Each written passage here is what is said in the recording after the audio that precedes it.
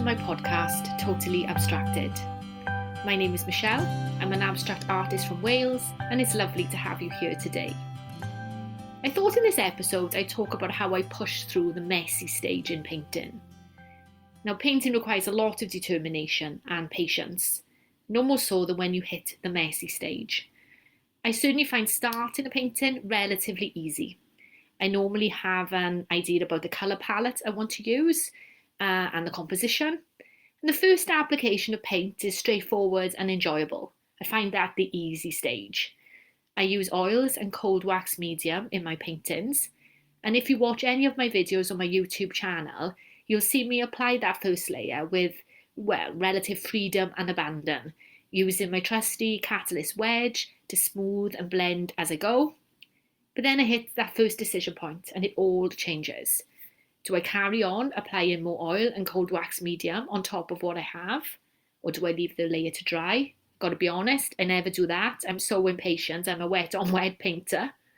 Or do I start to scrape back what I've applied to see what effects I can uncover beneath? I usually opt for that latter, which is why oil and cold wax medium really suits me.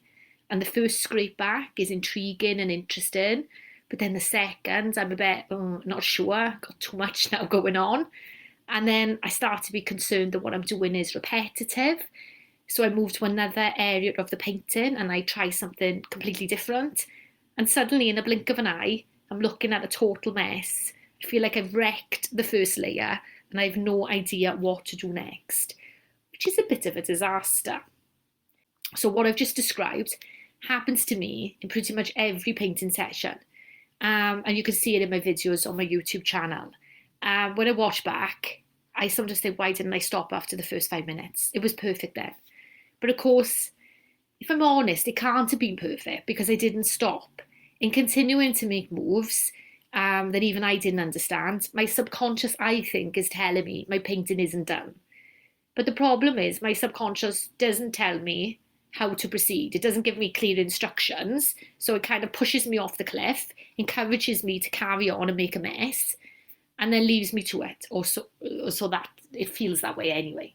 And I have to find my way through the messy stage alone. So I find this stage is often filled with frustration and disappointment. So often I find myself staring at my painting and hating what I see. And what do? Well, at this point, I've got to dig deep. I've got to tap into a determination I do have deep down to not leave a painting session with a monstrosity sitting in the corner. I have to create something of which I can be proud. So, of course, what I should do at this point is step away for a bit, take a breather, have a cup of coffee. But I never, ever do that. I'm, rather an impatient person. So instead, I sit there, feeling quite naughty and tight and anxious, not sure what to do, but only sure of one thing. I have to keep going, and I have to keep going now. In my opinion, we can't escape the messy stage in art. It's a key part of the creative process. It's only by breaking down these sort of artificial, superficial structures we impose on our paintings when we make our first moves, and then going further to embrace the chaotic stage, that something beautiful can start to emerge. The messy stage, the ugly duckling stage, is where meaning and vision, I think, start to take shape so that something that matters can be created. That is the first move, then the second, thesis and antithesis. And from this, I think, emerges your artistic synthesis, your vision, your truth, which is always new and always unique. But there aren't any shortcuts to it, at least not in my experience.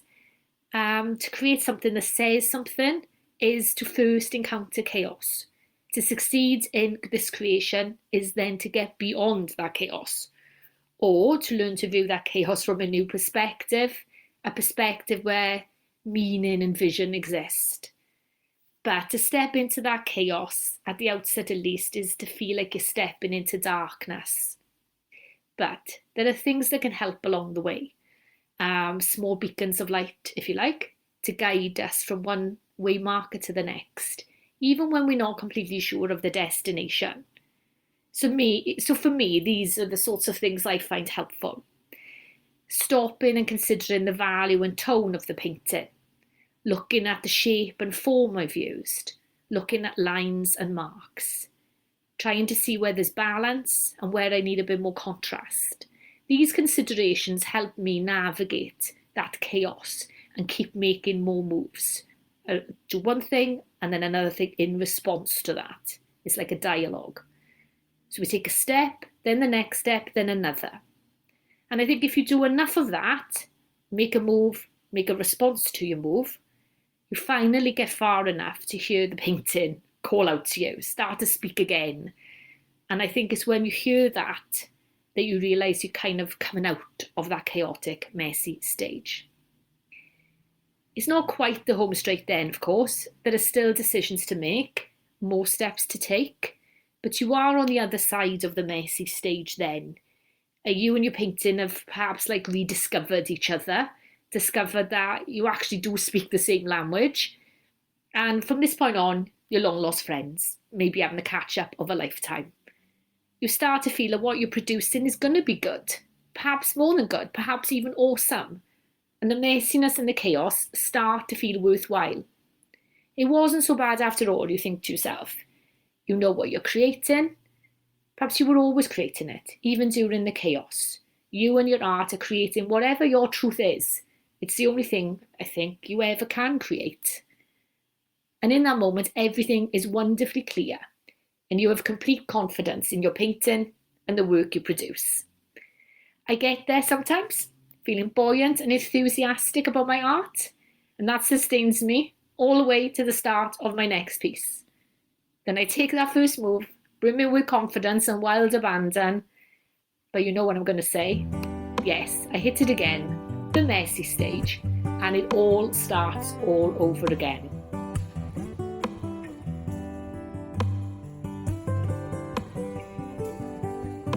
So that's it for today. I hope you enjoyed listening. I hope you have your own strategies, tips and techniques to get through the messy stage. And if you do, DM me on Instagram. Let me know all about it. I'm sure there's lots of things I can be learning that can help me get through it, and hopefully what I've shared will help you too. If you like the podcast, please subscribe and share it with everyone you think might like it too. And again, come say hello on Instagram, where I'm Michelle Slee Art, and also visit my website, www.michelleslee.com. Thank you again. Until next time, goodbye.